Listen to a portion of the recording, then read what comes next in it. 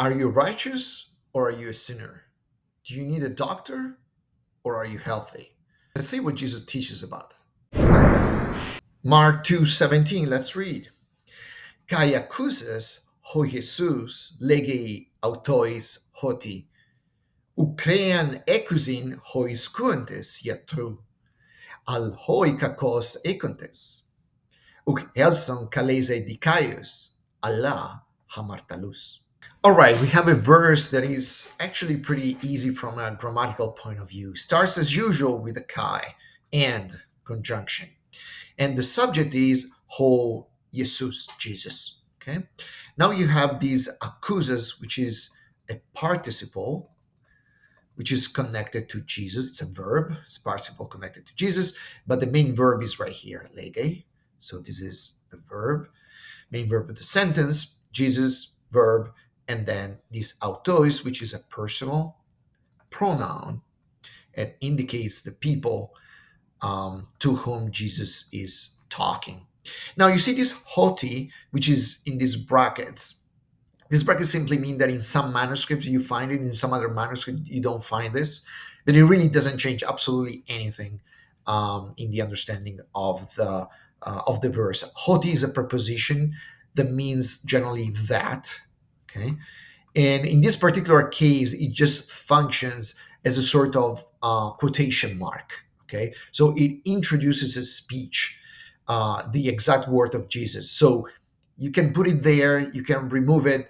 It's like adding either a column or a comma before a quotation, right?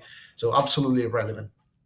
Then you have the speech of Jesus, the words of Jesus that start here with this Ukrainian and end with the end of the verse. So where is the subject here in the direct speech? You're gonna find it here. There are two subjects. Hoi iskuantes, this is subject number one. And then you have another subject, which is hoi kakos. So this is uh, subject number two, because there are two sentences connected by these Allah or al with this apostrophe because the alpha drops. We're going to talk about it later, which is an adversative conjunction, means but, right? So you have two subjects and with the same verb, which is ekusin. So this is the verb, let's say number two, that has this kreyan as direct object. Direct object. So very simple. Subject, verb, object. U is a negation, is a negative particle. It means not. Okay. And then you have this iatru, which is connected to kreyan. Kreyan iatru. So this is a genitive singular. Okay. And then you have this akontes, which actually connected with oikakos. Actually, we could consider this whole thing, this whole expression, oikakos akontes, as subject number two. This akontes technically is a participle. So it's a verb. We're going to see what verb it is in the participle. And so it's a hoi together with a participle in a sort of adjective or pronoun way of using the participle. And then there is the second sentence, which is the end of the verse, again with this negative particle. You see uk, pretty much the same meaning. It's a negative particle, negative particle. And then the verb number three, where the subject now becomes Jesus himself, which holds an infinitive. So another verb, verb number four, and then you have the two objects here, two direct objects, dikaios. So this is the direct object number one, connected obviously to these verbs here. And this is the direct object number two, hamartalus, connected by this but, right? Adversative conjunction, but. Okay, so very simple from a grammatical point of view. So we're going to be able to start translating right away. All right, kai, we already know, means and. Subject, ho Jesus, Jesus. Okay, with the usual definite article in front that we, of course, don't translate in English. And Jesus, accusas. Now, this is, we said it's a participle. It's in the aorist tense, in the nominative case, because it, of course, it refers to the subject of the sentence in the masculine singular. Okay, from the verb akuo, akuo, which means to hear, right? Acoustic comes from this word akuo, to hear.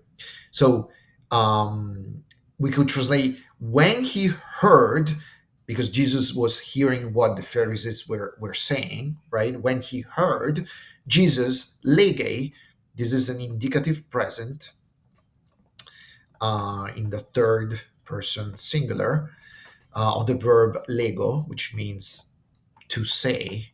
We found it, we encountered it so many times. Jesus says, autois, it's in the dative plural, right? Dative plural, masculine. And so to them, personal pronoun, to them. And hearing, Jesus tells them or says to them.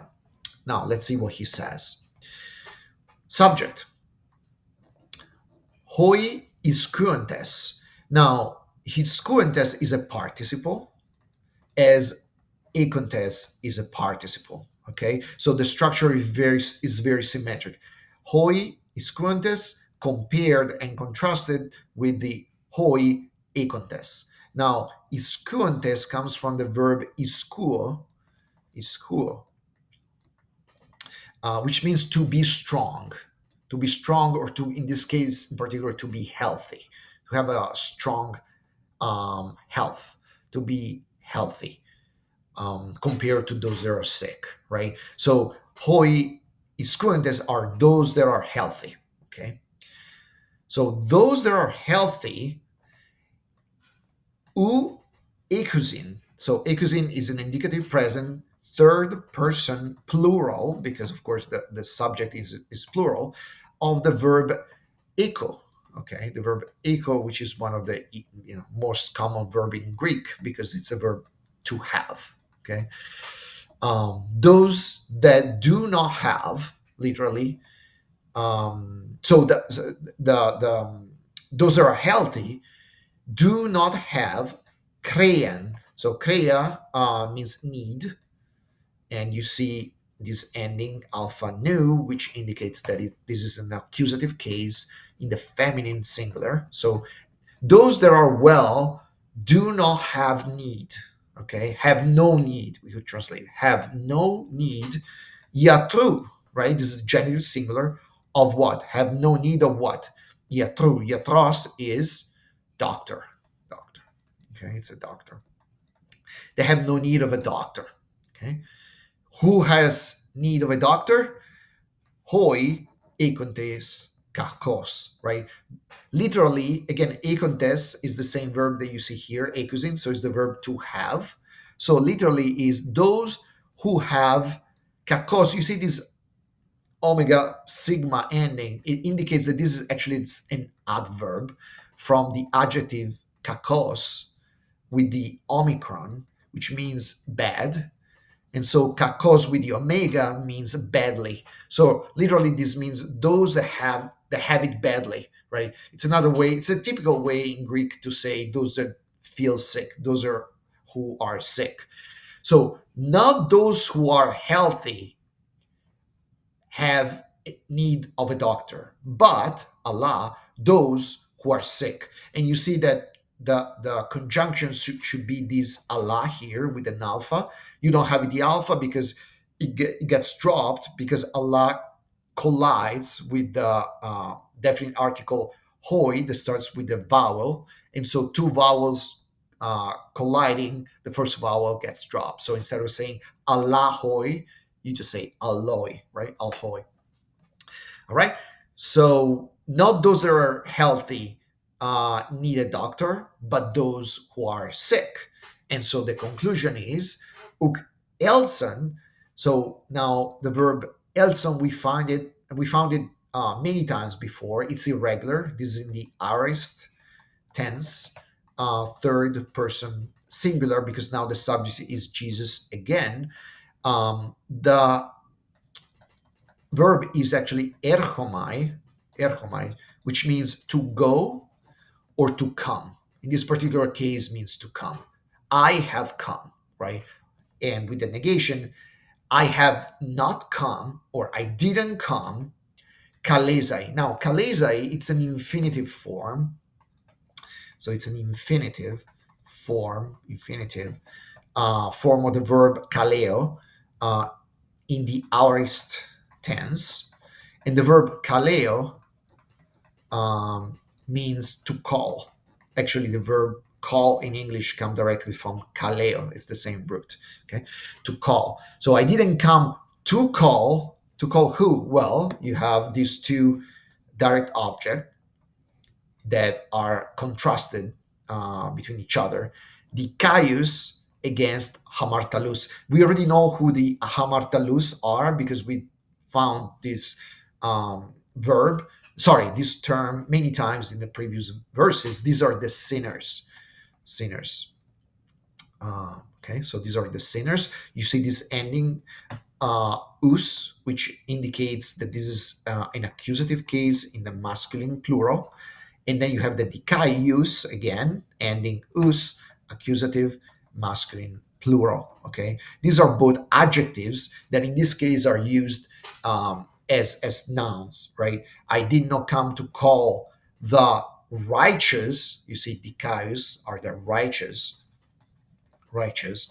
You see this dike root.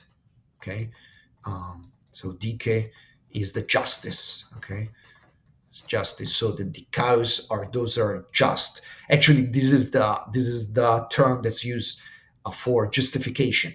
Dikaiusun is justification, righteousness. Those I didn't come to call those that are righteous Allah, but sinners. Okay, so if we put everything together, we could translate Mark 2:17 like this. And hearing them, Jesus tells them, not those who are healthy have any need of a doctor, but those who are sick. For I have not come to call the righteous, but the sinners. Well, then, the question is, are you righteous or are you a sinner? Do you need a doctor or you don't? Well, apparently, if you think you're righteous, you don't need a doctor. You don't need Christ. Think about that.